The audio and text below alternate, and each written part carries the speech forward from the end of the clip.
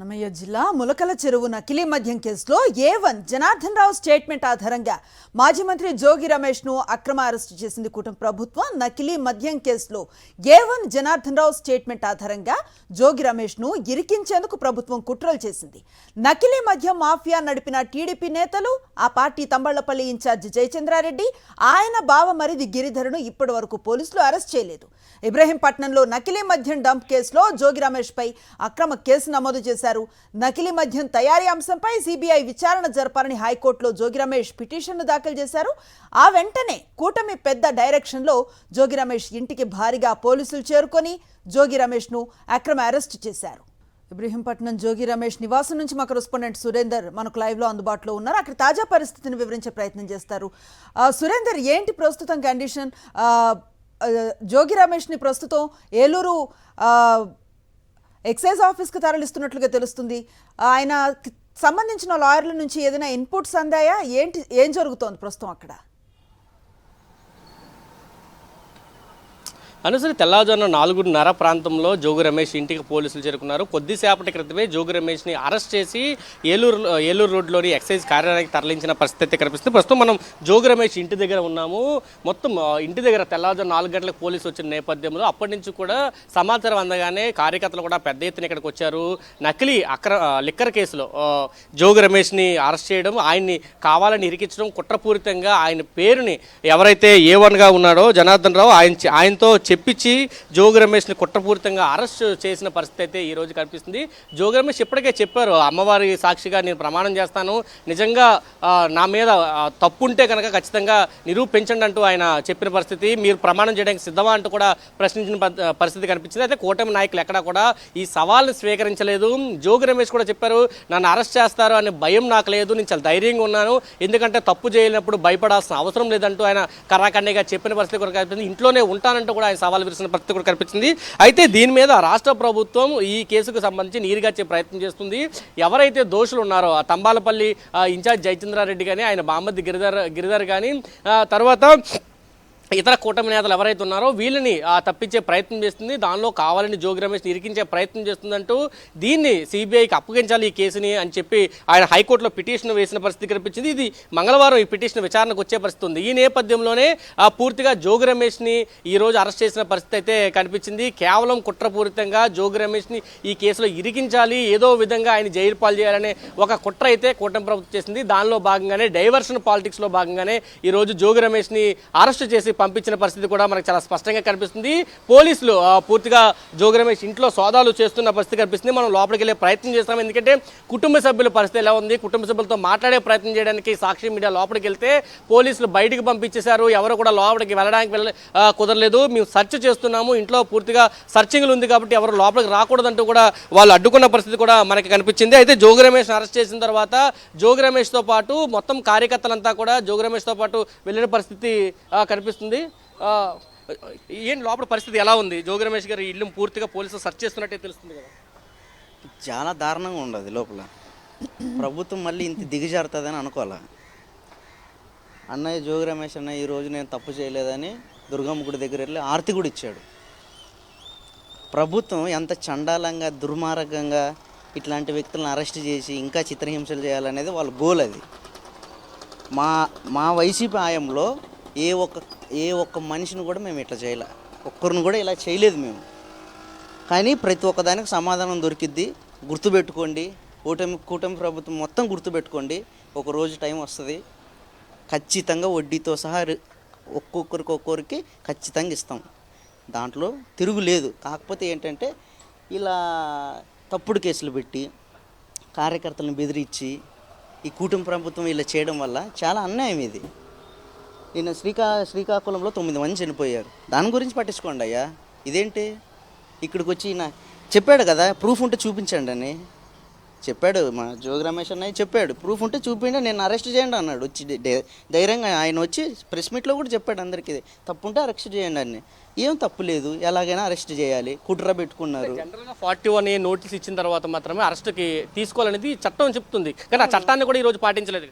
అసలు ఆ చట్టమే పాటిస్తే ఇక్కడ దాకా ఉండదు కదా. ప్రభుత్వం చట్టాలు పాటించట్లేదుగా. అది లేదనేగా ఈరోజు మన వైసీపీ కార్యకర్తలు మొత్తం మా బాధ అదే. అది లేదనే బాధపడుతున్నాం మేము. ఎక్కడ పెడితే అక్కడ రోడ్ల మీదే మాటలు చేసుకోవడం, ఏదైనా వైన్ షాప్కి వెళ్ళిన దగ్గర గొడవలే, అది మందు కల్తీ మందులు తయారు రోడ్ల మీద పడిపోవడం. అసలు చాలా దారుణం అండి, చెప్పుకోకూడదు. నేను పక్క వైఎస్ఆర్సీపీ. అంటే మీరు పైనుంచి వచ్చారు, జోగి రమేష్ ఇంటి గారు పైనుంచి కిందకు వచ్చారు, లోపల పరిస్థితి ఎలా ఉంది? కుటుంబ సభ్యుల ఆందోళన కూడా చెందుతున్న పరిస్థితి కనిపిస్తుంది కదా. వాళ్ళ ఆందోళన ఏముండదండి, ఏడుస్తున్నారు పైన. కొడుకు చిన్న రోహిత్ అన్న వాళ్ళందరూ ఏడుస్తున్నారు. తప్పు లేదు కదా. తప్పు లేనప్పుడు వాళ్ళు ఎంత బాధపడతారు? పోలీసులు లోపలికి పంపి అట్లా కలవని అట్లా మాట్లాడి అట్లా, అది పరిస్థితి చాలా దారుణంగా ఉండదు. అందరూ గుర్తుపెట్టుకోవాల్సింది ఒకటే, కూటమి ప్రభుత్వం వల్ల ఒకటే, ప్రతి ఒక్కటి టైం వస్తుంది, గుర్తుపెట్టుకోండి. ఇది చెప్తున్నారు. అయినా పూర్తిగా పోలీసులు ఎవరిని కూడా అలౌ చేయట్లేదు. కుటుంబ సభ్యులు జోగి రమేష్ అరెస్ట్ చేసిన నేపథ్యంలో వాళ్ళంతా అక్కడ కంటతడి పెట్టుకుంటున్నారని చెప్తున్నారు. కుటుంబ సభ్యులు ఖచ్చితంగా జోగి రమేష్ కూడా గతంలో చెప్పారు, నా మీద తప్పు ఉంటే ఖచ్చితంగా అరెస్ట్ చేయడానికి సిద్ధంగా ఉంటాం, ప్రూఫ్స్ చూపించండి అని చెప్పి ఆయన అడుగుతున్న పరిస్థితి. అమ్మవారి సాక్షిగా ప్రమాణం చేశారు. దీని మీద విచారణ ఎక్కడ లోపభూష్టంగా ఉంటుందని సిబిఐ ఎంక్వైరీని కూడా ఆయన వేయాలంటూ హైకోర్టు ఆశ్రయించిన పరిస్థితి కనిపించింది. కానీ ఇవన్నీ కూడా పక్కన పెట్టి, నిబంధనలని పక్కన పెట్టి చట్ట విరుద్ధంగా 41A నోటీసులు ఇచ్చి ఆయన విచారణ పిలవాలి. కానీ అది కూడా ఈరోజు లేదు. తెల్లవారుజాము 4 గంటలకి హడావిడిగా పోలీసులు వచ్చారు. ఆయన్ని 8 గంటల ప్రాంతంలో అరెస్ట్ చేసి తీసుకెళ్లిన పరిస్థితి. ఇక్కడ భారీగా కార్యకర్తలు వస్తున్న నేపథ్యంలో భారీ పోలీస్ బందోబస్తు ఏర్పాటు చేశారు. కావాలని కుట్రపూరితంగా వైఎస్ఆర్సీపీ నేతల్ని ఏదో విధంగా కేసుల్లో ఇరికించాలి, జైలు పాలు చేయాలనే ఉద్దేశం అయితే కూటమి ప్రభుత్వంలో కనిపిస్తుందంటూ వైఎస్ఆర్సీపీ శ్రేణులు కూడా ఆరోపిస్తున్న పరిస్థితి అయితే చాలా స్పష్టంగా కనిపిస్తుంది. జోగి రమేష్తో నిజంగా ప్రభుత్వాన్ని చిత్తశుద్ధి ఉంటే కనుక ప్రూఫ్ చూపించాలంటూ కూడా వాళ్ళు ప్రశ్న అడుగుతున్న పరిస్థితి కూడా కనిపిస్తుంది. జోగి రమేష్ అరెస్ట్ను మాత్రం ఖచ్చితంగా ఊరుకోము, దీనికి సరైన సమాధానం చెబుతాము, ఎందుకంటే న్యాయం నిలబడుతుందంటూ కూడా వాళ్ళు చెబుతున్న పరిస్థితి అయితే చాలా స్పష్టంగా జోగి రమేష్ ఇంటి దగ్గర కనిపిస్తుంది. తెల్లవారుజాము 4 గంటల నుంచి కూడా ఉద్రిక్త పరిస్థితి అయితే నెలకొంది. దాదాపు 8-8:15 వరకు కూడా ఈ పరిస్థితి ఇలాగే కొనసాగింది. జోగి రమేష్ని అరెస్ట్ చేస్తారన్న నేపథ్యంలో పెద్ద ఎత్తున కార్యకర్తలంతా కూడా ఇక్కడ చేరుకున్నారు. వాళ్ళు అడ్డుకునే ప్రయత్నం కూడా పోలీసులు చేసిన పరిస్థితి అయితే కనిపిస్తుంది. పూర్తిగా కాశీబుగ్గలో ఏదైతే ఘటన జరిగిందో ఆ ఘటన డైవర్ట్ చేయడం కోసం జోగి రమేష్ని అరెస్ట్ చేశారంటూ కూడా వాళ్ళంతా కూడా ఆరోపిస్తున్న పరిస్థితి అయితే ఇక్కడ ప్రస్తుతం కనిపిస్తుందని చెప్పాలి. Anusri. Right, thank you Surender. మన తండ్రి అక్రమంగా అరెస్ట్ చేశారని ఆవేదన వ్యక్తం చేశారు మాజీ మంత్రి జోగి రమేష్ కుమారుడు రాజీవ్. చంద్రబాబు డైవర్షన్ పాలిటిక్స్ వెన్నతో పెట్టిన విద్య అని మండిపడ్డారు. నకిలీ మద్యం కేసుపై సిబిఐ విచారణ జరపాలని ఆయన డిమాండ్ చేశారు. తన తండ్రికి లై డిటెక్టర్ పరీక్ష చేయాలన్నారు జోగి రాజీవ్. అరెస్ట్ చేసినంత మాత్రాన నేరం రుజువైనట్టు కాదు. ఏమాత్రం చంద్రబాబు నాయుడు గారు కానీ లోకేష్ గారికి కానీ చిత్తశుద్ధి నిజాయితీ ఉంటే ఈరోజే అరెస్ట్ చేసిన రోజే కేసుని మీ పప్పెట్ సిట్టుతో కాకుండా సిబిఐతో విచారణ జరిపించండి. లేదంటే ఈరోజే నార్కో ఎనాలిసిస్ టెస్ట్ కానీ, లేదంటే ఈరోజే లై డిటెక్టర్ టెస్ట్ కానీ మా నాన్నకి ఆ విచారణలో భాగంగా చేసి మీ చిత్తశుద్ధిని నిరూపించుకోండి. ఈ కేసులో మీరేదైతే మీ పార్టీకి సంబంధించిన వాళ్ళు ఈ కేసులో కల్తీ మద్యం ఏదైతే తయారు చేశారో మీకు అంటుకున్న మరకల్ని ఎదుటి వాళ్ళ మీద వేసే ప్రయత్నం, ఎదుటి వాళ్ళకి ఆ బురద రుద్ది మీరు తప్పించుకునే ప్రయత్నం, మీ ప్రభుత్వం అబాసుపాలు కాకుండా ఈరోజు మీరు తప్పించుకునే ప్రయత్నం చేస్తూ ఉన్నారు. నిజం నిలకడ మీద తెలుస్తుంది.